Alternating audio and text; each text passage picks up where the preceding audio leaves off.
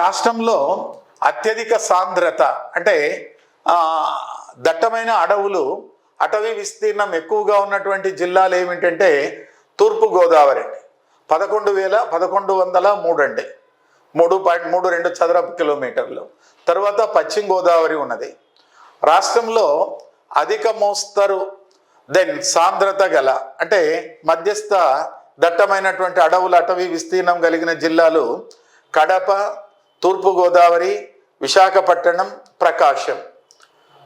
Okay, moderate density. ఇవి highly density అండి. రాష్ట్రంలో హైలీ డెన్సిటీ ఫారెస్ట్ ఏ జిల్లాల్లో ఉంది అంటే తూర్పుగోదావరి, పశ్చిమ గోదావరి.